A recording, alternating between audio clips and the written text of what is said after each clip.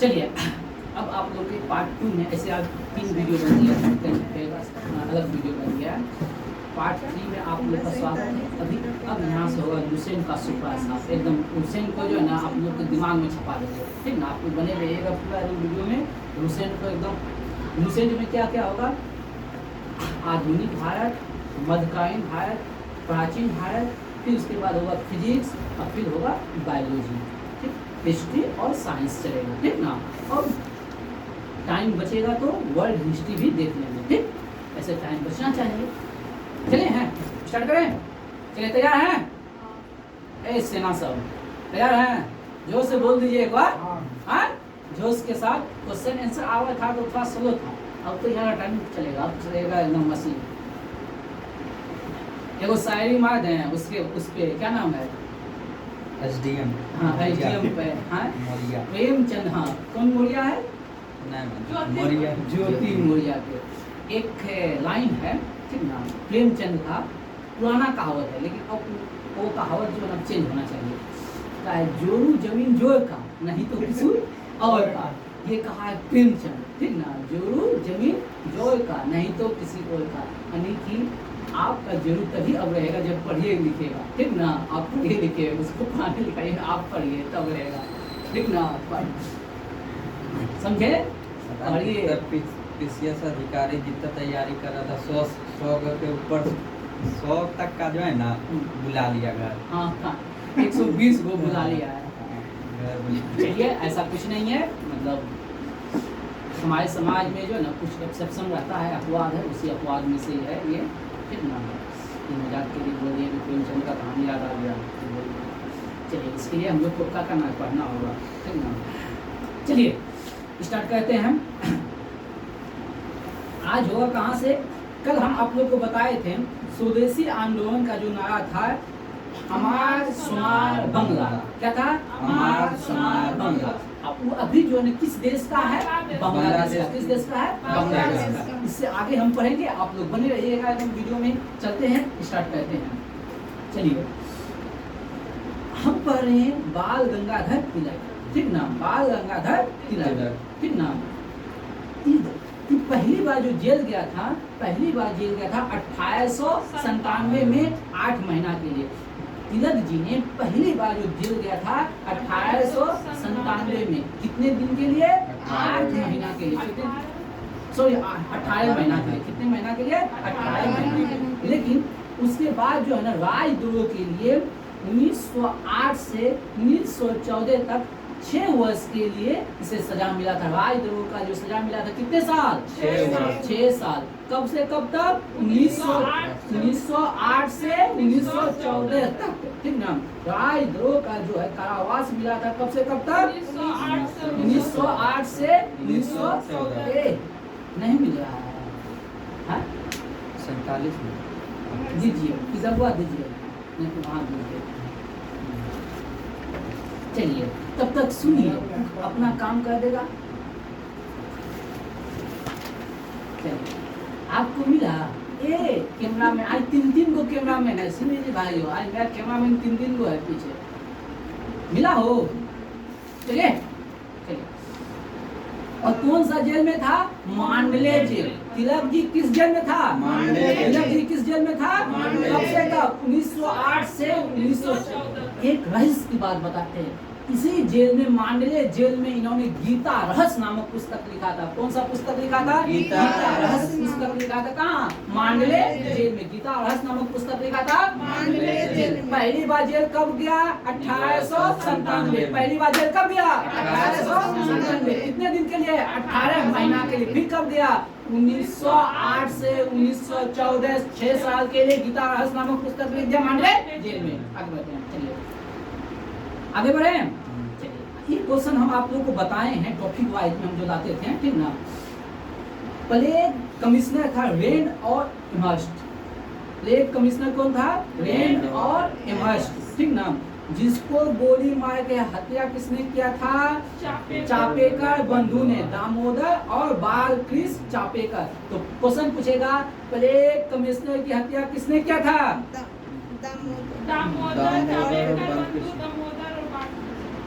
चापेकर बंधु ने, किसने? चापेकर बंधु ने। प्लेग अधिकारी की हत्या किसने किया था? चापेकर बंधु ने। प्लेग कमिश्नर की हत्या किसने किया था? चापेकर बंधु। दामोदर और बालकृष्ण चापेकर, कौन किया था? दामोदर और बालकृष्ण चापेकर। प्लेग कमिश्नर की हत्या किसने किया था? दामोदर और बालकृष्ण चापेकर। दामोदर और बालकृष्ण चापेकर। दामोदर और बालकृष्ण चापेकर, ठीक ना। अब प्लेग कमिश्नर को था रेंस और एमर्स, ठीक ना। एयर्स है, एमर्स नहीं, एयर्स है। रेंड और एयर्स, रेंड और एयर्स, ऐसे ज्यादा नाम आता है एग्जाम में रेंट्स के बारे में, ठीक ना। तो याद रखिएगा, प्लेग कमिश्नर की हत्या चापेकर बंधु, दामोदर चापेकर और बालकृष्ण चापेकर। दामोदर और बालकृष्ण चापेकर, दामोदर और बालकृष्ण चापेकर। आगे बढ़े।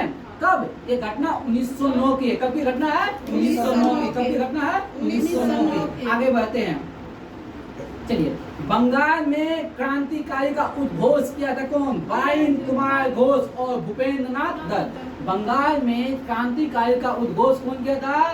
बाइन कुमार घोष और भूपेंद्र नाथ दत्त। बाइन कुमार घोष और भूपेंद्र नाथ दत्त। बंगाल में क्रांतिकारी आंदोलन किसने चालू किया था? भूपेंद्र नाथ दत्त और बाइन कुमार घोष। चलिए आगे बढ़ते हैं।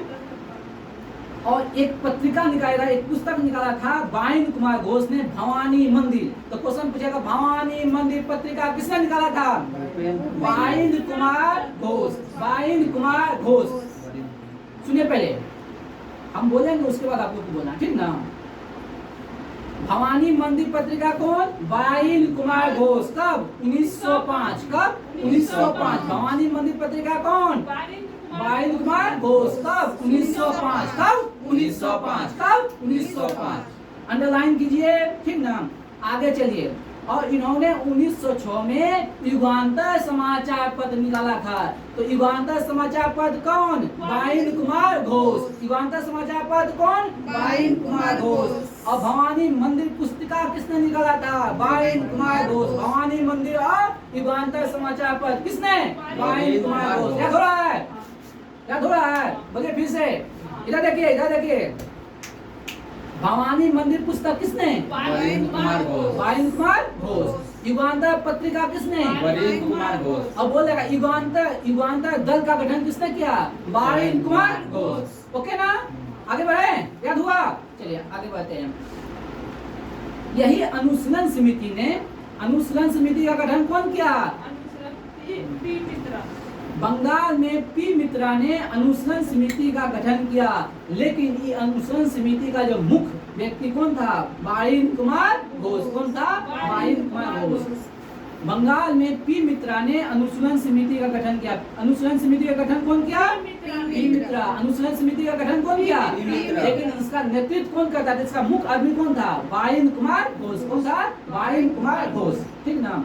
बताइए, अनुशीलन समिति का उद्देश्य क्या था? खून का बदला खून। बताइए, अनुशीलन समिति का मुख्य उद्देश्य क्या था? खून का बदला खून। अनुशीलन समिति का मुख्य उद्देश्य क्या था? खून का बदला खून। अनुशीलन समिति का गठन कौन किया? पी मित्रा। कौन किया? पी मित्रा। अनुशीलन समिति का गठन कौन किया? पी मित्रा, ठीक ना। अब अनुशीलन समिति का एक सदस्य था हेमचंद दास कानूंगो। हेमदास कानूंगो। इसे भेजा था कहाँ? पेरिस। कहाँ भेजा था? पेरिस। इसलिए रूसी क्रांतिकारी से बम की कला सीखने के लिए।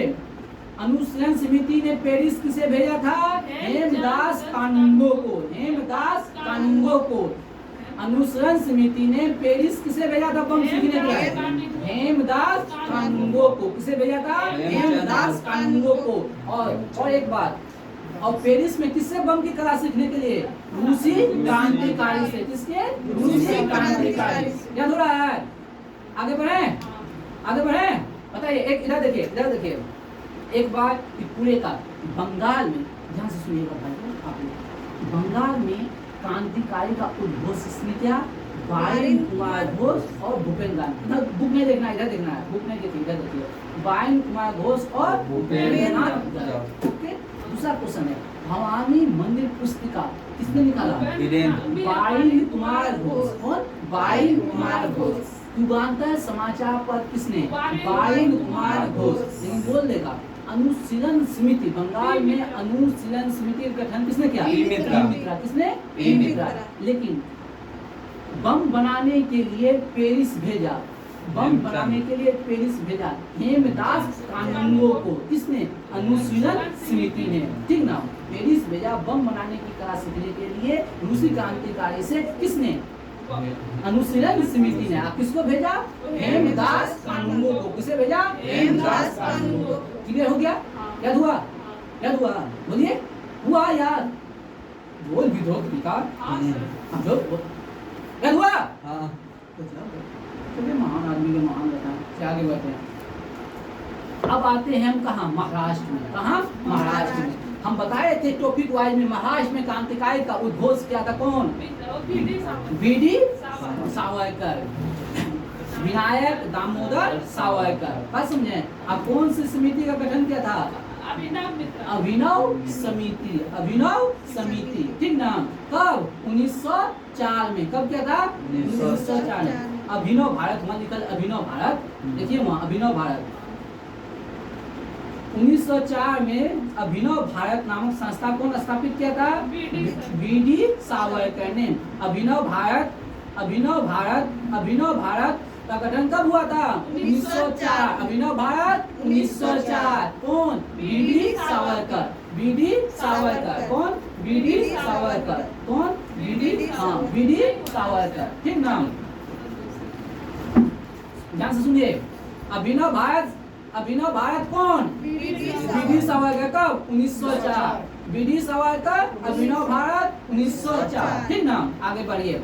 अब बम बनाने के लिए पेरिस भेजा था किसको? पी.एन. वापर। किसे भेजा था? पी.एन. वापर। अभिनव भारत ने बम बनाने के लिए पेरिस भेजा था किसे? पी.एन. वापर को। किसे भेजा था? पी.एन. वापर को। किसे भेजा था? पी.एन. वापर को। लेकिन अनुशीलन समिति ने किसे भेजा था? हेमदास कानूनगो को। किसे भेजा था? हेमदास कानूनगो को। लेकिन अभिनव भारत ने बम बनाने के लिए पी.एन. वापर को। किसे भेजा था? पी.एन. वापर को। किसे भेजा था? पी.एन. वापर को। याद हो रहा है? है हाँ? और बताए थे यहाँ नहीं दिले हैं पी. मित्रा। पी. मित्रा हो गया, पी. मित्रा हो गया, हो गया, हो गया पी. मित्रा हो गया। चलिए आगे बढ़ते हैं। महाराष्ट्र में अब एक क्रांतिकारी किसके बारे में हम लोग पढ़ लिए हैं? बीडी सावरकर के बारे में पढ़े ना? बीडी सावरकर के बारे में। अब पढ़ते हैं किसके विषय में? आगे बढ़िए। तिलक के विषय में। किसके विषय में? महाराष्ट्र में क्रांतिकारी आंदोलन उभारने का श्रेय तिलक के पत्र केसरी को जाता है। किसे? तिलक के पत्र केसरी। तो एक क्वेश्चन पूछेगा बबुआ हो, केसरी का संपादक कौन था? केसरी बाल गंगाधर तिलक। केसरी का संपादक कौन है? बाल गंगाधर तिलक। लेकिन दूसरा क्वेश्चन पूछेगा बबुआ, केसरी किस भाषा में है? तो बोलेगा मराठी भाषा में। केसरी किस भाषा में है? मराठी भाषा में। और एक बात जान लीजिए, इधर सुन लीजिए, केसरी जो है ना पहले निकालता था, पहले केसरी का संपादक था कलेकर। पहले केसरी का संपादक कौन था? कलेकर। उसके बाद में इसका संपादकीय करने लगा बाल गंगाधर तिलक। अब केसरी किस भाषा में है? मराठी में। केसरी किस भाषा में है? मराठी। लाइन आगे बढ़िए बबुआ। गणपति उत्सव कब मनाया तिलक ने? 1893 में। गणपति उत्सव 1893 में। गणपति उत्सव 1893 में। किसने? तिलक ने। तिलक ने गणपति उत्सव कब मनाया? 1893। कब मनाया बबुआ? 1893। लेकिन शिवाजी उत्सव कब मनाया? 1895। तो 1893 में गणपति उत्सव, 1893 में गणपति उत्सव, 1895 में शिवाजी उत्सव। ये बबुआ तिलक जी ने महाराष्ट्र में 2 उत्सव मनाया। तिलक ने महाराष्ट्र में 2 उत्सव मनाया। कौन कौन? गणपति उत्सव। गणपति उत्सव कब? 1893। गणपति उत्सव कब? 1893। और शिवाजी उत्सव कब? 1895। क्यों मनाया? जानते हैं, जो भी होता है उत्सव, जो होता है, जो भी मेला होता है, उसमें सब जो है ना, सब क्या होता है? एक जगह एकत्र होता है। सब कोई, सभी एक धर्म के मानने वाले लोग एक जगह क्या होता है? एकत्र होता है। और वहाँ जो है ना भाषण देगा, जुनून फैलेगा देश के प्रति क्रांतिकारी। इसलिए बात समझे। अभी भी मनाया जाता है महाराष्ट्र में गणपति उत्सव पूरा फेमस है। तो महाराष्ट्र में गणपति उत्सव कब हुआ हो? 1893। और शिवाजी उत्सव कब हो? 1895। किसने स्टार्ट किया हो? बाल गंगाधर तिलक। चलिए, और तिलक जी को जो है ना वेलेंटाइन सिरोल तिलक जी को बोला अशांति का दूत और अशांति का जनक, अशांति का जनक। वेलेंटाइन सिरोल बोला तिलक जी को अशांति का जनक, अशांति का जनक। बताइए, तिलक को अशांति का जनक किसने कहा? किसने कहा? वेलेंटाइन सिरोल ने। तिलक को अशांति का जनक किसने कहा? वेलेंटाइन सिरोल ने। किसने कहा? वेलेंटाइन सिरोल ने। किसने कहा? वेलेंटाइन सिरोल ने। किसने कहा? वेलेंटाइन सिरोल ने। आगे बढ़िए, याद हो गया ना? तिलक को अशांति का दूत किसने कहा? किसने? वेलेंटाइन सिरोल ने। किसने कहा? वेलेंटाइन सिरोल ने। चलिए, और एक है, बताइए, काल महाराष्ट्र से महत्वपूर्ण क्रांतिकारी पत्र काल का संपादक प्रांजे। बताइए, काल पत्र का संपादक कौन है? प्रांजे। काल पत्र का संपादक प्रांजे। काल पत्र का संपादक प्रांजे। काल पत्र का संपादक प्रांजे। काल पत्र का संपादक प्रांजे। अंडरलाइन कीजिए। चलिए, अगला आप लोग पढ़ चुके हैं, एकदम जान चुके हैं, किसके विषय में बबुआ हो? प्रफुल्ल चाकी और खुदीराम बोस। प्रफुल्ल, इधर देखिए बबुआ, प्रफुल्ल चाकी और खुदीराम बोस मुजफ्फरपुर के जज किम्सफोर्ड, मुजफ्फरपुर के जज किम्सफोर्ड की हत्या के आरोप में। लेकिन बम जो फेंका था किस पे? मुजफ्फरपुर के जज किम्सफोर्ड पे। लेकिन बम गलती से जा गिरा केनेडी के गाड़ी पर। किसके गाड़ी पर गिर गया? केनेडी के गाड़ी पे, जिसमें 2 महिला की मौत हो गया। 2 महिला की मौत हो गया। तो सबसे पहले यहाँ क्वेश्चन समझिए, ए बबुआ क्वेश्चन समझिए। सबसे पहले बोलेगा मुजफ्फरपुर हत्याकांड कब हुआ था? 1908 में। मुजफ्फरपुर हत्याकांड कब हुआ था? 1908 में। मुजफ्फरपुर हत्याकांड कब हुआ था? किसने किया था? प्रफुल्ल चाकी और खुदीराम बोस। किसने किया था? प्रफुल्ल चाकी और खुदीराम बोस। किसने किया था? प्रफुल्ल चाकी और खुदीराम बोस। मुजफ्फरपुर हत्याकांड किसने किया था? प्रफुल्ल चाकी और खुदीराम बोस। कब? 1908 में। कब किया था? 1908 में। कब किया था? 1908 में। फिर से बबुआ, मुजफ्फरपुर हत्याकांड कब हुआ था? 1908 में। किसने किया था बबुआ हो? प्रफुल्ल चाकी और खुदीराम बोस ने। किस पे बम फेंकना चाह रहा था? किम्सफोर्ड पे। किस पे? किम्सफोर्ड पे बम फेंकना चाह रहा था। किम्सफोर्ड पे बम गिरा किस पे? केनेडी की गाड़ी पे। बम किस पे गिरा? केनेडी की गाड़ी पे। इसमें चाकी, प्रफुल्ल चाकी ने आत्महत्या कर लिया। प्रफुल्ल चाकी क्या किया? आत्महत्या। प्रफुल्ल चाकी क्या किया? आत्महत्या। अब खुदीराम बोस को 18 वर्ष की अवस्था में फांसी दिया गया। खुदीराम बोस को 18 वर्ष की फांसी दिया गया। ओके ना, आगे बढ़े। बताइए, मुजफ्फरपुर जज किम्सफोर्ड की हत्या कब हुआ था? प्रयास किया कब? 1908 में। किसने? खुदीराम बोस और प्रफुल्ल चाकी। खुदीराम बोस, प्रफुल्ल चाकी। आगे बढ़िए, अगला लाइन बबुआ। आप खुदीराम बोस जो है ना किस दल के था? युगांतर दल के। युगांतर दल का नेता कौन था? बारिन कुमार घोष। युगांतर दल का नेता कौन था? बारिन कुमार घोष। युगांतर दल का नेता कौन था? बारिन कुमार घोष। ठीक ना? युगांतर दल का नेता कौन था? बारिन कुमार घोष। चलिए आगे बढ़ते हैं। यहाँ तक हो गया। खुदीराम बोस किस दल का था? युगांतर दल का। खुदीराम बोस किस दल का था? युगांतर दल का। और युगांतर पद किसने? बारिन कुमार घोष ने। युगांतर पद किसने? बारिन कुमार घोष। चलिए आगे बढ़ते हैं। चलिए लंदन में, अगला लाइन अंडरलाइन कीजिए। लंदन में इंडियन होम रूल सोसाइटी की स्थापना किया था श्यामजी कृष्ण वर्मा ने 1905 में। इंडियन होम रूल सोसाइटी की स्थापना लंदन में 1905 में किसने किया? श्यामजी कृष्ण वर्मा। किसने किया? श्यामजी कृष्ण वर्मा। सुनिए, इंडियन होम रूल सोसाइटी की स्थापना 1905 में श्यामजी कृष्ण वर्मा। कहाँ किया? लंदन में। कहाँ किया? लंदन में। कहाँ किया? लंदन में। इंडियन होम रूल सोसाइटी की स्थापना कौन? Shyamji Krishna Verma. Indian home rule society का स्थापना कौन? श्यामजी कृष्ण वर्मा। कब कब किया? 1905। कहाँ किया?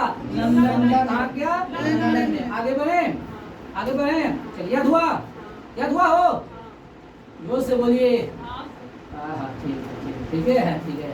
आगे बढ़ते हैं, चलिए आगे बढ़ते हैं। चलिए, अब आता है 30 दिसंबर 1906 की घटना। 30 दिसंबर 1906 सभी जो नहीं जानते हैं आप लोग, ढाका में हुआ था मुस्लिम लीग की स्थापना। किसका? मुस्लिम लीग की स्थापना। तो बोलता है ढाका के नवाब सलीमुल्लाह, ढाका के नवाब सलीमुल्लाह के निमंत्रण पर सम्मेलन हुआ था। वकार नवाब वकारुल मुल्क इसके अध्यक्ष थे। क्वेश्चन पूछेगा, ध्यान से सुनिएगा। ढाका सम्मेलन की अध्यक्षता किसने किया था? मुस्लिम लीग के ढाका सम्मेलन की अध्यक्षता किसने किया था? वकारुल मुल्क। किसने किया था? वकारुल मुल्क। मुस्लिम लीग के 1906 के ढाका अधिवेशन की अध्यक्षता किसने किया था? वकारुल मुल्क। किसने किया था? वकारुल मुल्क। किसने किया था? वकारुल मुल्क। 30 दिसंबर 1906 के ढाका अधिवेशन की अध्यक्षता किसने किया था?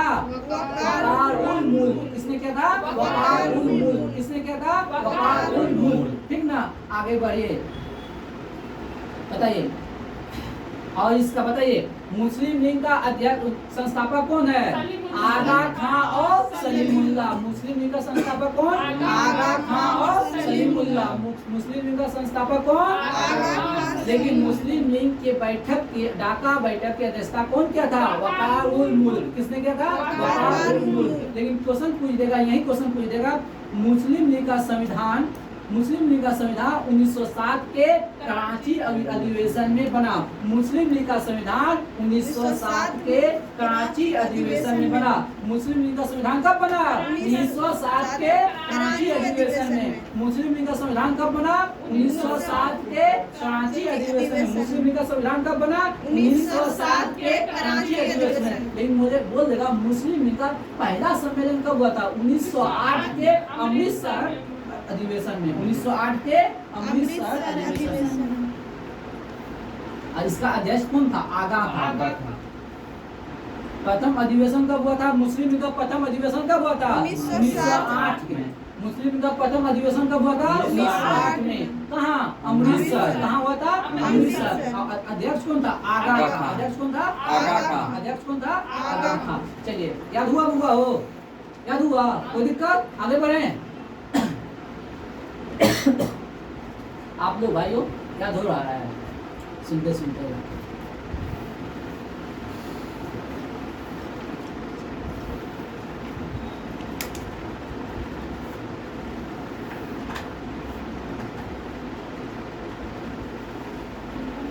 चलिए, अब थोड़ा सा पहले सुभाष चंद्र बोस के विषय में बॉक्स वाला क्वेश्चन है। बॉक्स वाला क्वेश्चन है, पढ़ लीजिए। बॉक्स वाला क्वेश्चन पढ़ लीजिए। सुभाष चंद्र बोस का खुदीराम बोस, खुदीराम बोस, सुभाष चंद्र बोस बोला था। खुदीराम बोस। खुदीराम बोस का जन्म हुआ था 1889 में। खुदीराम बोस का जन्म कब हुआ था? 1889 में। खुदीराम बोस का जन्म कब हुआ था? 1889 में। खुदीराम बोस का जन्म कब हुआ था? 1889 में। अब कहाँ के रहने वाला था? पश्चिम बंगाल। कहाँ के रहने वाला था? खुदीराम कहाँ के रहने वाला था? पश्चिम बंगाल। खुदीराम बोस कहाँ के रहने वाला था? पश्चिम बंगाल। आगे और कोई इम्पोर्टेंट क्वेश्चन? हाँ, खुदीराम बोस की वकील कौन था? कालीदास बोस। खुदीराम बोस की ओर से वकील कौन था? कालीदास बोस। कौन था? कालीदास बोस। इसे फांसी कब दिया? 1908 में। कब फांसी दिया? 1908 में। कब फांसी दिया? 1908 में। चलिए, अब आइए, अब निकालते हैं। ये हो गया आपका मॉडर्न हिस्ट्री। अब आते हैं, अब निकालिए विजयनगर साम्राज्य। अब निकालिए विजयनगर साम्राज्य। अब निकालिए विजयनगर साम्राज्य आप लोग। Chapter number 31। Chapter number 31। Chapter number 31। Chapter number 31। 23 निकालिए बबुआ साहब। पूर्व देवराज किसे कहा जाता है? मलक्का अर्जुन को। पूर्व देवराज किसे कहा जाता है? मलक्का अर्जुन को। पूर्व देवराज मलक्का अर्जुन को। मिला? चैप्टर हुआ बाबू, निकालना। हाँ, 31 चैप्टर है। पीछे आइए ना, आगे नहीं जाना है, पीछे। 28 पेज में। चलिए आगे बढ़ निकला। आज चैप्टर देखो ना रे, 47 48 चैप्टर निकालो ना, 31 पेज नंबर का आ जाएगा, चैप्टर निकालो। सबका चैप्टर सेम है रे? हाँ? चैप्टर 31 में जाओ ना, इधर वहाँ पॉइंट कितना दिया हुआ है? हाँ 31 में जाना है, बोलो 31।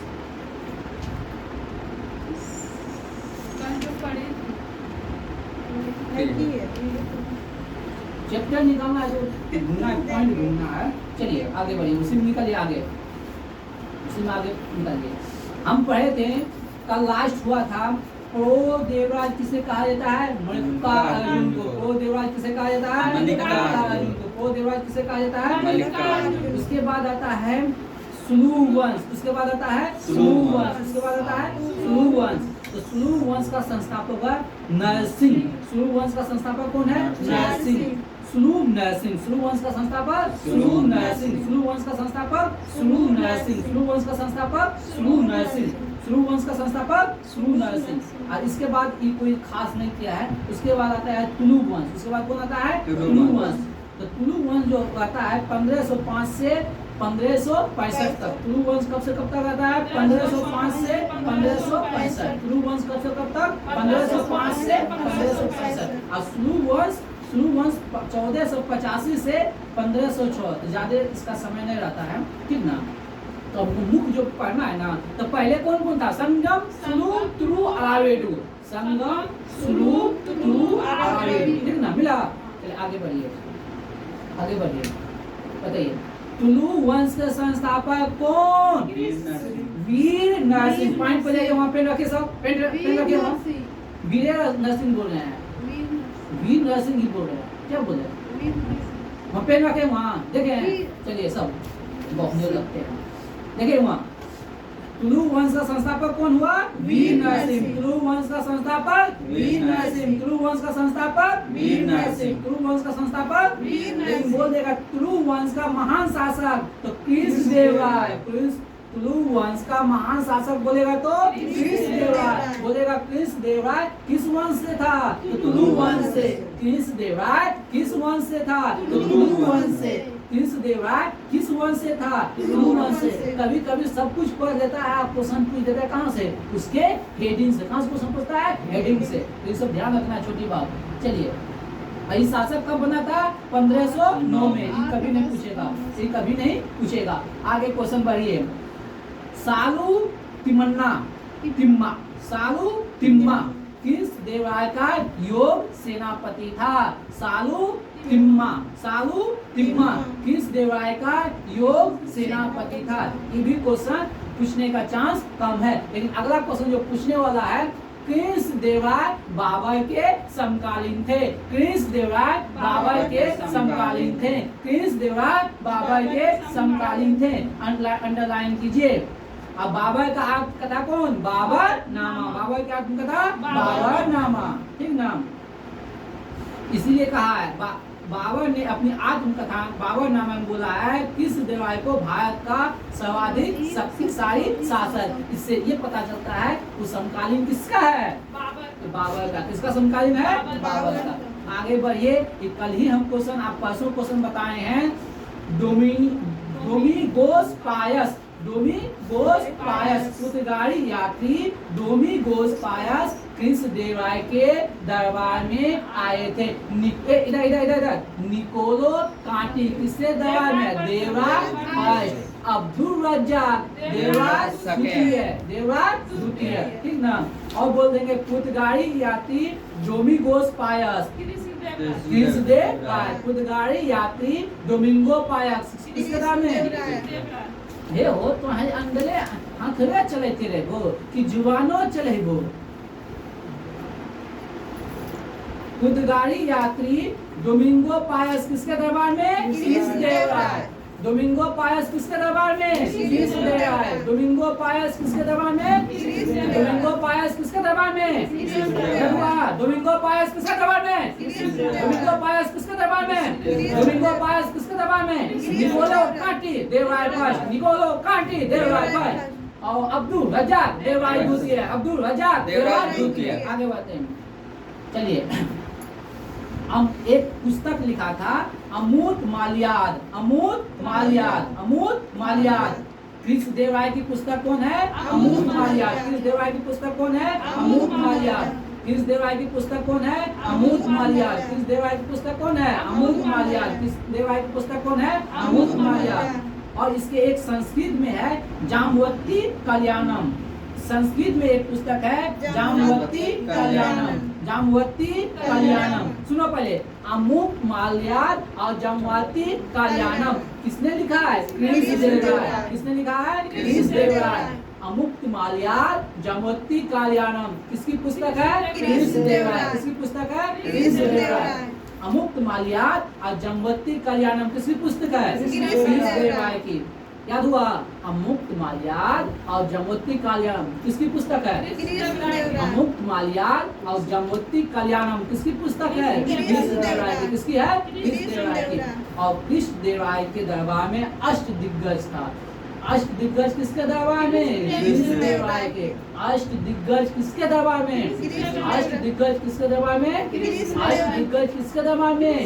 अष्ट दिग्गज किसके दरबार में? अष्ट प्रधान शिवाजी, अष्ट प्रधान शिवाजी। देखेंगे विदेश मंत्री सुमंत, विदेश मंत्री सुमंत, याद रखिएगा। इसीलिए तेलुगु साहित्य का क्लासिक युग कहते हैं। क्रिस देवराय के काल को कहते हैं तेलुगु साहित्य का क्लासिकल युग। याद हुआ हो? फिर से, अमुक्त माल्याद और जाम्बवती कल्याणम किसकी रचना है? क्रिस देवराय की।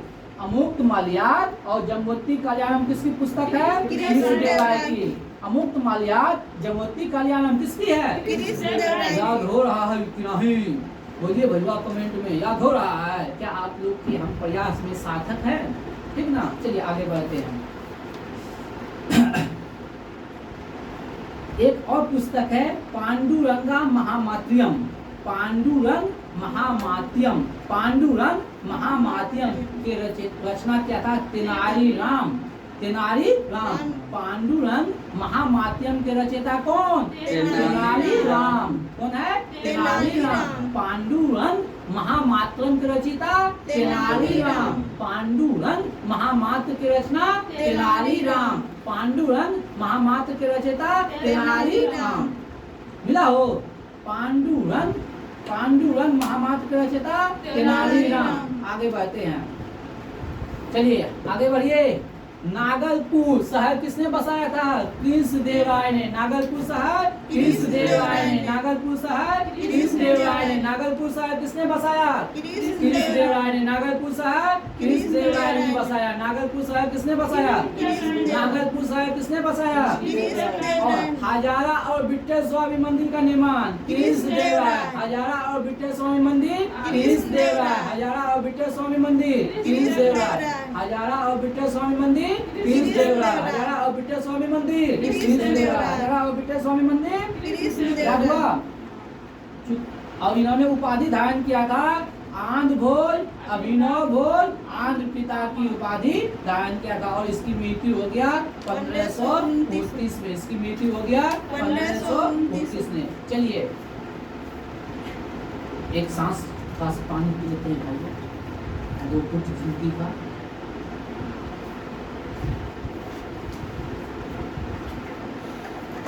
चलिए अगला जो है अभी तक का सबसे इम्पोर्टेंट क्वेश्चन, आगे जो बताने जा रहे हैं अभी तक का सबसे इम्पोर्टेंट क्वेश्चन। आ जाइए। और तुलु वंश का सबसे अंतिम शासक कौन था? सदाशिव। तुलु वंश का सबसे अंतिम शासक सदाशिव। तुलु वंश का सबसे अंतिम शासक सदाशिव। तुलु वंश का सबसे अंतिम शासक कौन था बबुआ? सदाशिव। आगे बढ़ते हैं। ताली कोटा का युद्ध या बन्नी हट्टी का युद्ध या राक्षी तांगरी युद्ध, सभी एक ही नाम है, ठीक ना? आज सबसे ज्यादा फेमस है ताली कोठा का युग। इसी को बोलेंगे हम बन्नी हट्टी का युग, इसी को बोलेंगे हम राक्षी तांगड़ी की। बात समझे कि नहीं समझे? चलिए ए बउआ सुनो, पहले ध्यान से समझो। ये जो युद्ध हुआ था विजयनगर साम्राज्य और बाकी चार, तो एक तरफ विजयनगर साम्राज्य था और दूसरी तरफ चार राज्यों के शासक था।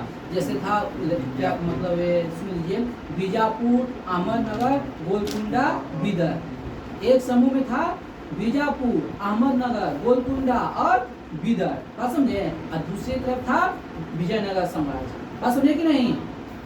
तो सुनिए पहले ये कब हुआ था? 1565 में। पहला क्वेश्चन सुनो, पहला क्वेश्चन कब हुआ था?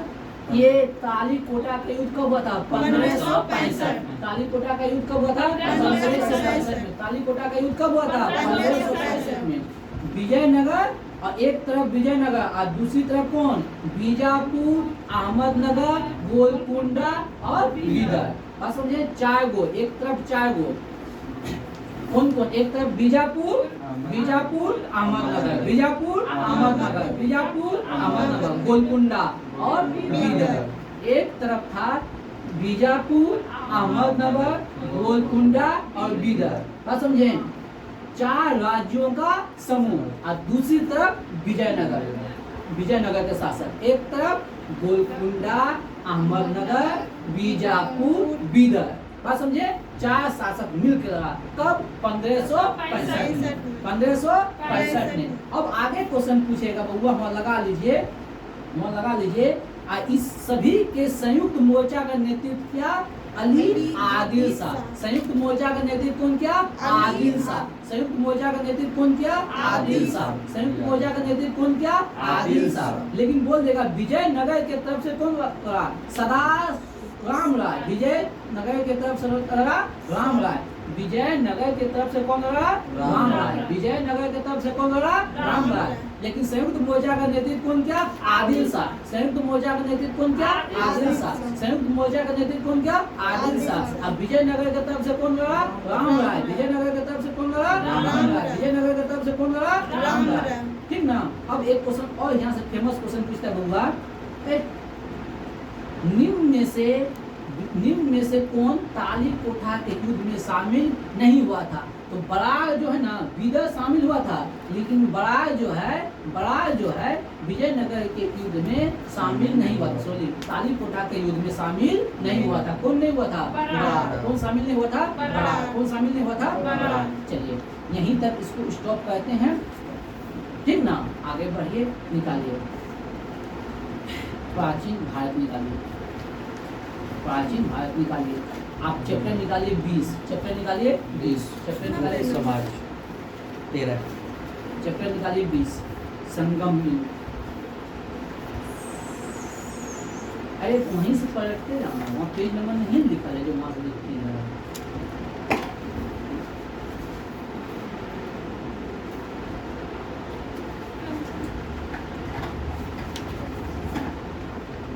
चलिए निकाल लिए चैप्टर 20 निकालिए संगम युग। हाँ संगम युग होगा। हम लोग पहले तो सबसे पहले हिंद यूनानी आया, शक आया, फिर पल्लव आया, फिर कुषाण आया। सबसे पहले हिंद यूनानी, शक, पल्लव, कुषाण। हम कुषाण के विषय में पढ़ लिए थे, दिख रहा है संगम। कौन सा युग है? संगम युग। कौन सा युग है? संगम युग। चलिए आइए अंडरलाइन कीजिए, जो बोलेंगे उसको अंडरलाइन करना है कि थोड़ा सा संगम युग जो है ना साहित्य से संबंधित है। ये किससे संबंधित है? साहित्य से संबंधित है, ठीक ना? तो चलिए आइए आप लोग, चलिए स्टार्ट है। चलिए देखिए वहाँ अंडरलाइन कीजिए तो तिरुवल्लुर,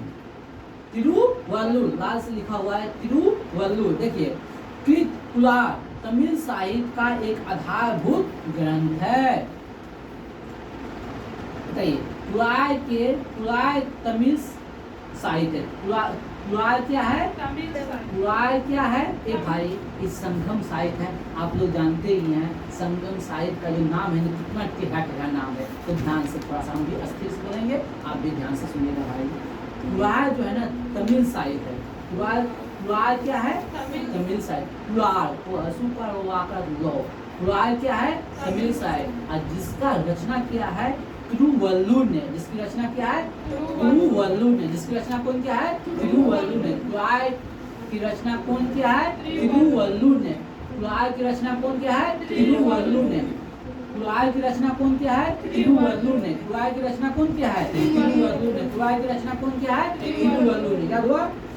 ट्रॉय की रचना कौन किया है? तिरुवल्लुर ने। आगे बढ़ जाइए, इसी के साथ आगे बढ़िए। एक है शिल्पाधिकारम, एक है शिल्पाधिकारम। शिल्पाधिकारम इंग्लो इंगालो इंगालो इंगालो इंगालो हाँ इलांगो, ऊपर अंशुआ है, इलांगो। शिल्पाधिकारम का रचयिता इलांगो। कौन है? इलांगो। शिल्पाधिकारम का रचयिता इलांगो। कौन है? इलांगो। कौन है? इलांगो। शिल्पाधिकारम का रचयिता इलांगो। कौन है? इलांगो। शिल्पाधिकारम का रचयिता इलांगो। शिल्पाधिकारम का रचयिता इलांगो। शिल्पाधिकारम का रचयिता इलांगो। शिल्पाधिकारम का रचयिता इलांगो। शिल्पाधिकारम का रचयिता इलांगो। शिल्पाधिकारम का रचयिता इलांगो। शिल्पाधिकारम का रचयिता इलांगो। आगे बढ़िए।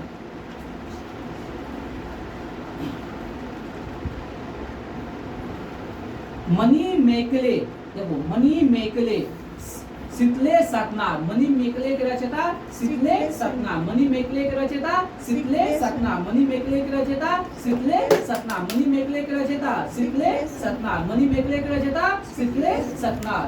और बताइए इलांगो के रचयिता शिल्पाधिकारम। इलांगो के रचयिता शिल्पाधिकारम।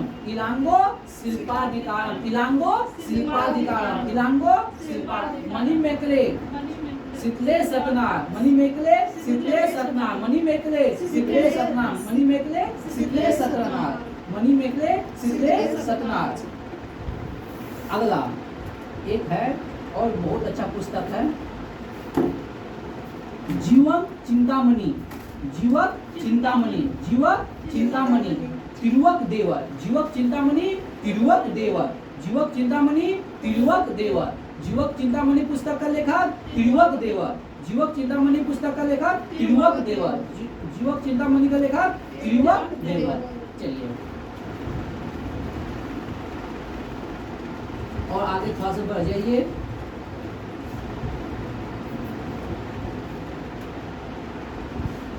राम कथा के अनेक तमिल संस्करण है, जिसमें सबसे प्रसिद्ध जो है ना कम्मन का है ई रामा अवतारम। ई रामा अवतारम किसका है?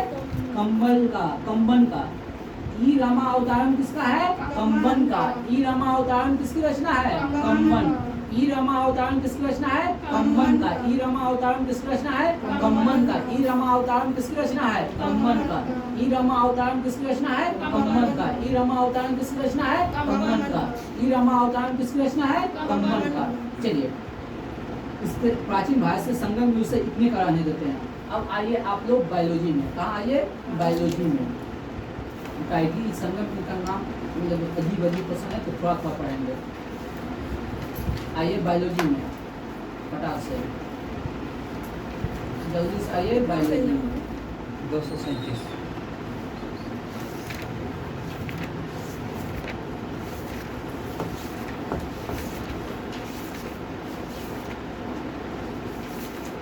निकालें बायोलॉजी।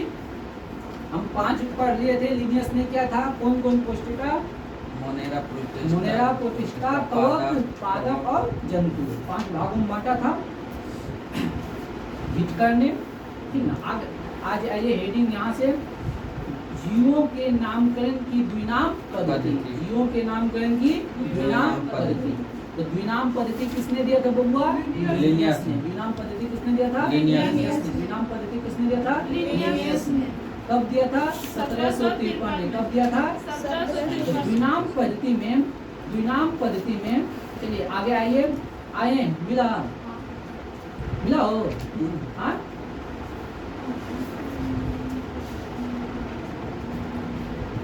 पांचों भाग देखिए ना, मोनेरा, प्रोस्टेटा, पादप, कवक।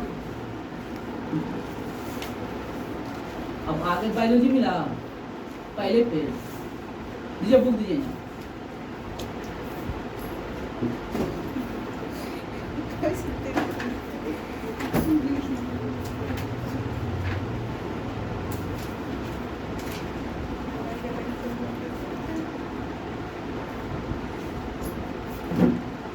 चलिए, हाँ,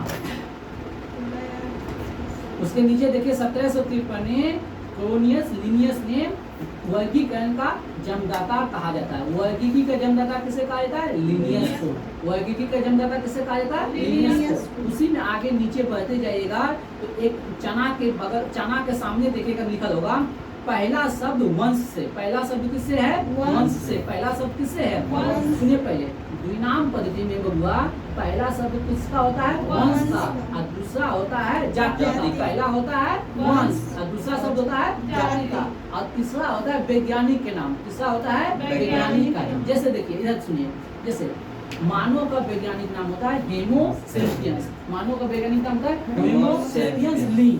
होमो सेपियंस लिंग। तो पहला हो गया वंश, पहला हो गया वंश, दूसरा हो गया जाति, और लिंग हो गया वैज्ञानिक। लिंग हो गया वैज्ञानिक, ठीक ना? बस समझे कि नहीं? तो पहला शब्द बताता है वंश, और दूसरा बताता है जाति, और तीसरा बताता है जो उसका खोज किया है वैज्ञानिक। बस समझे कि नहीं? आगे बढ़िए, आगे बढ़िए, नेक्स्ट पेज, आगे बढ़िए, नेक्स्ट पेज। कोशिका विज्ञान, आगे बढ़िए, कोशिका विज्ञान। चलिए, जीव द्रव। तो जीव द्रव का नामकरण जो किया था पुलकिंजे। जीव द्रव का नामकरण किसने किया है? पुलकिंजे। जीव द्रव का नामकरण किसने किया है? पुलकिंजे। जीव द्रव का नामकरण किसने किया है? पुलकिंजे।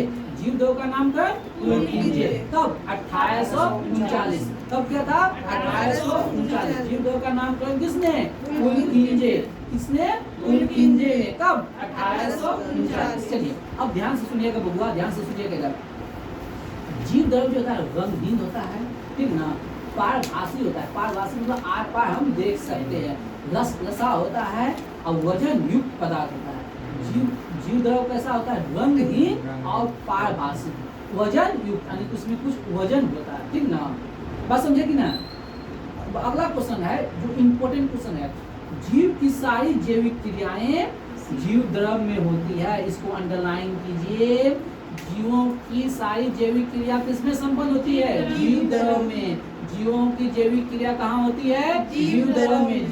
जीवों की जैविक क्रिया कहाँ होती है? जीव द्रव में। जैविक क्रिया कहाँ होती है? जैविक क्रिया कहाँ होती है? जैविक क्रिया कहाँ होती है? इसलिए इसे कहते हैं जीवन की भौतिक आधार।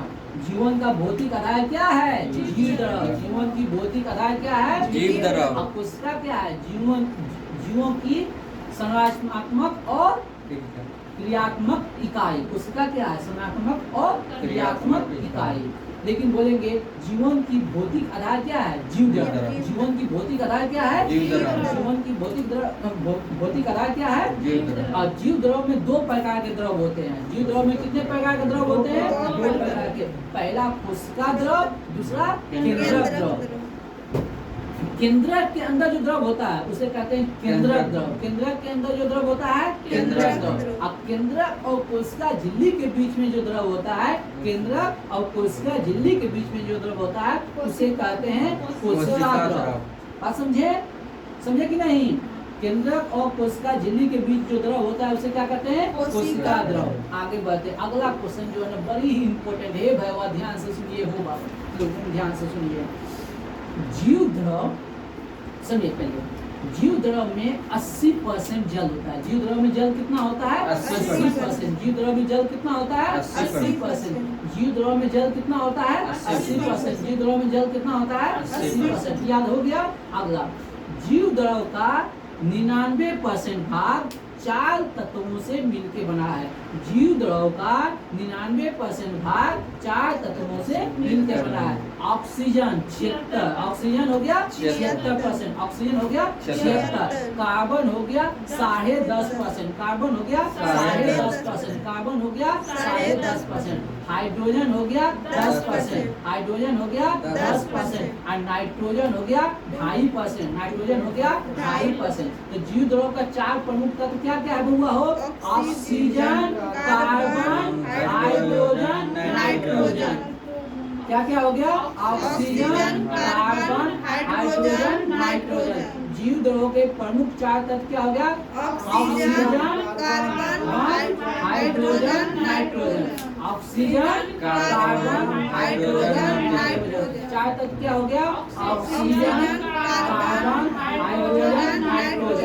चार तत्व क्या हो गया? Oxygen, carbon, hydrogen, nitrogen. Oxygen 76%, oxygen 76%, carbon 10.5%, hydrogen 10%, nitrogen 2.5%, 2.5%, 2.5%, 2.5% क्या 2.5%, ठीक ना? चलिए याद हो गया चार तत्व कौन कौन? ऑक्सीजन 76, सुनिएगा, ऑक्सीजन हो गया 76, कार्बन हो गया 10.5, हाइड्रोजन हो गया 10 और नाइट्रोजन हो गया 2.5, 2.5 नहीं 2.5, कितना हो गया? 2.5। चलिए अगला, कार्बनिक जीव द्रव में अकार्बनिक और कार्बनिक का अनुपात होता है 81:19। अकार्बनिक और कार्बनिक अनुपात होता है 81:19। और कार्बनिक और कार्बनिक अनुपात कितना होता है? 81:19। और कार्बनिक और कार्बनिक अनुपात कितना होता है? 81:19। और कार्बनिक और कार्बनिक अनुपात 81:19। याद रखिएगा, कैसे कंफ्यूजन हो जाता है, ठीक ना? और कार्बनिक ज्यादा बड़ा है, अकार्बनिक छोटा है, कहीं और लग गया है तो एक अक्षर ज्यादा है तो 81, और कार्बनिक छोटा है तो 19, 81:19। कभी कभी उल्टा पूछ देता है, कार्बनिक अनुपात और कार्बनिक बोल रहे हैं 19:81, ठीक ना? आप याद रखिएगा, छोटा पहले बराबर, समझे? चलिए ये हो गया जीव द्रव के बारे में, समझ में आ गया? एक बार सुनिए, आप लोग कुछ देखिएगा नहीं, ऐसे बोलना है, सुनिएगा आराम से, पेन से। जीव द्रव का नामकरण किसने किया है? पुलकिंजे ने। जीव द्रव का नामकरण किया है पुलकिंजे। जीव द्रव का सार रंगहीन, पारदर्शी, गहरा, चपचपा पदार्थ है। हाँ, पारदर्शी भी कहते हैं, पारभासी ओके नाम, आगे बढ़ते लसरसा, ठीक ना? और जीव द्रव का में 80% जल होता है। जीव द्रव में 80% जल होता है। उसमें जो जीव द्रव का 99% भाग चार तत्वों से मिलकर बना है। उसमें कार्बन हो गया 76%, ऑक्सीजन हो गया 76%। ऑक्सीजन सबसे ज्यादा रहेगा, हम लोग तो जिंदा है कौन चीज? ऑक्सीजन से। ऑक्सीजन हो गया 76%, कार्बन हो गया 10.5%, हाइड्रोजन हो गया 10%, नाइट्रोजन हो गया 2.5%। और इसमें से एक क्वेश्चन याद रखिएगा, और कार्बनिक का अनुपात होता है 81:19, ठीक ना? चलिए ये हो गया जीव द्रव का कुंडली खत्म। जीव द्रव का कुंडली खत्म। देखिए कितना देर का हुआ है? 52। चलिए अब थोड़ा हम पढ़ लेते हैं कोशिका के विषय। किसके विषय में पढ़ लेते हैं? कोशिका के विषय में। कोशिका जीवन की सबसे छोटी कार्यात्मक और संरचनात्मक इकाई है। और समझे, सबसे छोटी, देखो एक बुआ सुनो पहले, सब कोई कहता है कि कोशिका सबसे छोटी होता है। कोशिका सबसे छोटी नहीं होती है, कोशिका से भी छोटी होता है। लेकिन सबसे छोटा वो अंग है जो क्रिया कर, जिसका कुछ संरचना है और जो कुछ काम कर सके, क्रिया करने वाला और जिसका कुछ संरचना है, उसमें से ही सबसे छोटा है। ये नहीं जो कोशिका से कुछ छोटा नहीं है। समझे कि ना? केंद्रक है, कोशिका से भी छोटा है, लेकिन जो क्रिया कर सके, कुछ काम कर सके, जिसको आहार ना कहता है, बचवा है लेकिन वह खुला है, काम नहीं कर सकेगा, यानी कि एक गिलास पानियों दे दे, गिनती में जो है उसको हम गिनती करेंगे। जो कुछ काम कर सके, जो कुछ काम कर सके और जिसका कुछ संरचना हो, तो क्रियात्मक और संरचनात्मक सबसे छोटी इकाई होती है कोशिका। तो सब बोलता है सबसे छोटा कोशिका, उससे छोटा कुछ नहीं। सबसे छोटा है लेकिन काम करने वाले में। बस समझे कि नहीं? समझे? आगे बढ़े। चलिए, और कोशिका को पहली बार किसने देखा है? लियोन हॉक ने। किसने? लियोन हॉक ने। किसने देखा था? लियोन हॉक ने। कोशिका को सबसे पहले किसने देखा है? लियोन हॉक ने। कोशिका को सबसे पहले किसने देखा है? लियोन हॉक ने। कोशिका को सबसे पहले किसने देखा है? लियोन हॉक ने। आप कोशिका के अध्ययन को क्या कहते हैं? साइटोलॉजी। कोशिका के अध्ययन को क्या कहते हैं? साइटोलॉजी। कोशिका के अध्ययन को क्या कहते हैं? साइटोलॉजी। कोशिका के अध्ययन को क्या कहते हैं? साइटोलॉजी। लेकिन बोल देंगे कोशिका का शब्द प्रयोग सबसे पहले किसने? रॉबर्ट हुक ने। कब क्या था? 1665। कब क्या था? 1665। कोशिका शब्द का प्रयोग सबसे पहले किसने किया था? रॉबर्ट हुक ने। अब कोशिका को देखा कौन है? लियोन हॉक ने। कोशिका को देखा किसने है? लियोन हॉक ने। कोशिका को देखा किसने है? लियोन हॉर्ट ने। कोशिका को किसने देखा है? लियोन हॉर्ट ने। अब कोशिका शब्द का प्रयोग किसने किया है? रॉबर्ट हुक ने। कोशिका शब्द का प्रयोग किसने किया है? रॉबर्ट हुक ने। अब कोशिका के अध्ययन को क्या कहते हैं? साइटोलॉजी। कोशिका के अध्ययन को क्या कहते हैं? साइटोलॉजी। कोशिका के अध्ययन को क्या कहते हैं? साइटोलॉजी। और सबसे छोटी कोशिका माइकोप्लाज्मा गेस्टेसिटिकम। माइकोप्लाज्मा गेलिसेटिकम। माइकोप्लाज्मा गेलिसेटिकम। माइकोप्लाज्मा गेलिसेटिकम सबसे छोटी कोशिका। और सबसे लंबी कोशिका हो गया, सबसे लंबी बोले हैं तंत्रिका तंत्र। सबसे लंबी हो गया तंत्रिका तंत्र। लेकिन सबसे बड़ा बोलेगा तो शुतुरमुर्ग का अंडा। सबसे बड़ा बोलेगा तो शुतुरमुर्ग का अंडा। ठीक ना, याद हो गया? चलिए आगे बढ़ते हैं। अब बोल देगा इधर देखिए, इधर देखिए। कोशिका को सबसे पहले किसने देखा? लियोन हॉर्ट ने। किसने देखा? लियोन हॉर्ट ने। लेकिन कोशिका शब्द किसने दिया? Robert Hooke.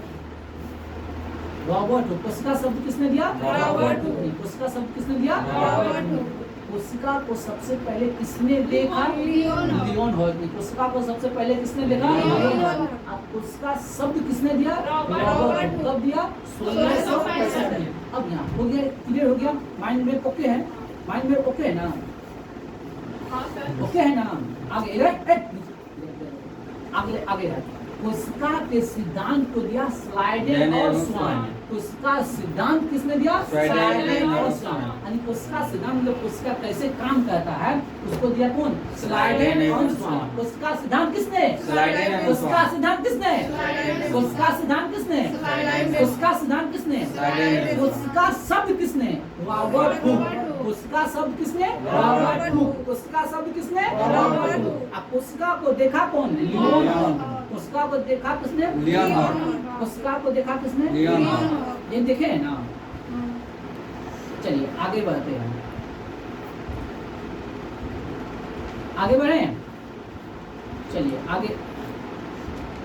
लेकिन बोल देगा कोशिका विभाजन वृक्षो। कोशिका विभाजन वृक्षो। कोशिका विभाजन वृक्षो। कोशिका विभाजन वृक्षो। कोशिका विभाजन वृक्षो। कोशिका विभाजन वृक्षो। कोशिका विभाजन वृक्षो। कोशिका विभाजन वृक्षो। कोशिका विभाजन। कोशिका का सिद्धांत स्लाइडेन और स्वान। कोशिका का सिद्धांत स्लाइडेन स्वान। कोशिका का सिद्धांत स्लाइडेन स्वान। याद हुआ हो? इधर इधर इधर फिर से। कोशिका को देखा लियोन हॉर्ट ने। कोशिका के शब्द दिया रॉबर्ट हुक ने। अब कोशिका सिद्धांत स्लाइडेन स्वान। अब कोशिका विभाजन वृक्षो। कोशिका विभाजन वृक्षो। कोशिका विभाजन वृक्षो। कोशिका विभाजन वृक्षो। कंप्लीट? ओके ना? समझे?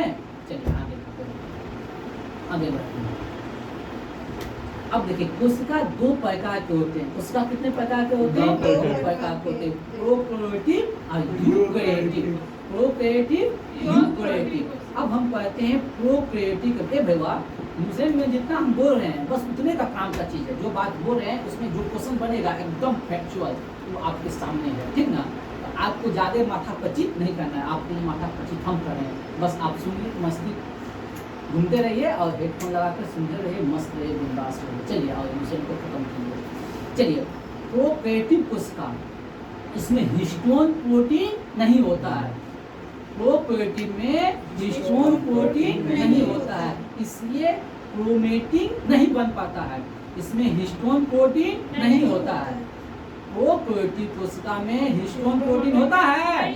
नहीं होता है। इस कारण इसमें क्रोमेटिन बनता है? नहीं बनता है।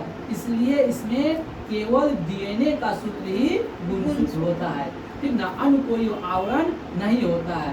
अतः केंद्रक नाम की कोई संरचना नहीं होता है, इसलिए कोशिकांग नहीं होता है। समझिए, कोई टेंशन नहीं है। इसमें जो है ना केंद्रक नहीं पाया जाता है, इसीलिए अगर इसमें केंद्रक नहीं पाया जाता है इसलिए और कोशिका का कोई संरचना नहीं होता है, यानी कि कोशिकांग नहीं पाया जाता है। समझे? समझे? प्रोकैरियोटिक में केंद्रक पाया जाता है। प्रोकैरियोटिक में केंद्रक पाया जाता है? नहीं खे बा केंद्रक नहीं खे पाया जाता है। ठीक ना? इसलिए इसके अलावा कोई संरचना पाया जाता है नहीं। बस एक सूत्र होता है, डीएनए का सूत्र होता है। इसमें मात्र एगो क्या होता है, DNA डीएनए का का सूत्र। सूत्र होता है। हिस्टोन प्रोटीन होता है, नहीं। बोलेगा फलना चिलना ढकेना प्रोटीन होता है ना, कोई प्रोटीन होता है, केंद्रक होता है ना, जे बोले ना, जे बोले बोलेगा एगो केंद्र, एगो डीएनए का सूत्र होता है। एगो कौन सी का सूत्र होता है, डीएनए का सूत्र चलिए होता है। अब प्रोपर्टी यानी कि समझिए अगर केंद्र के नहीं है तो ये बहुत आकार में बड़ा होगा, नहीं। बहुत छोटा होगा, ठीक ना। इसलिए जीवाणु और निर्हित की कोशिकाएं जो होती है ना, वो कैसी होती है, प्रोकैरियोटिक। जीवाणु और निर्हित शैवाल जो होते हैं उसकी कोशिकाएं कैसी होती है, प्रोकैरियोटिक। जीवाणु और निर्हित शैवाल की कोशिकाएं कैसी होती है, प्रोकैरियोटिक। बात समझे ना। अब एक लाइन में प्रोकैरियोटिक, इसमें केंद्रक नहीं खेबा, कोशिकांग नहीं खेबा, हिस्टोन प्रोटीन नहीं खेबा, ठीक ना, कोई कोशिका का जाल नहीं खेबा, बस एगो डीएनए के संरचना बा, बस समझे एगो डीएनए के संरचना। अब प्रोकैरियोटिक किसमें बा, तो बस जीवाणु और निर्हित शैवाल में बा, बस इतना का कहानी बा, आगे बढ़बा, ठीक ना। अब आते हैं हम यूकैरियोटिक में, किसमें आते हैं, पहले ही कहता है केंद्रक यशबा, केंद्रक यशबा, दोहरी झिल्ली यशबा, ये छोटी आकार की बड़ी आकार, बड़ा आकार, इस छोटा आकार की बड़ा आकार, कैसा आकार, बड़ा आकार, ठीक ना। बात समझे कि नहीं। केंद्रक का घिरा आवरण होता है, दोहरी झिल्ली होती है जिसमें डीएनए और हिस्टोन प्रोटीन भी होते हैं, तुरी का सब कुछ यस यस जी हजूर, ठीक ना। हिस्टोन प्रोटीन से बनी क्रोमेटिन भी होती है, इसके अलावा केंद्रिका भी होती है, केंद्रक भी होती है, केंद्रिका भी होती है। तो बताइए आप लोग भाइयों, यूकैरियोटिक और प्रोकैरियोटिक में सबसे छोटी कोशिका कौन, प्रोकैरियोटिक, अब बड़ी कौन, यूकैरियोटिक। बात समझे कि नहीं। केंद्रक, केंद्रिका, हिस्टोन प्रोटीन, डीएनए, दोहरी झिल्ली सब होता है किसमें, यूकैरियोटिक में, किसमें, यूकैरियोटिक में। चलिए भाइयों, आज का सेशन यहीं समाप्त किया जाता है। अच्छा लगे, अच्छा तो लगबे करेगा, आप अपने दोस्तों के ग्रुप में शेयर कीजिए। जय हिंद, जय भारत। चलिए।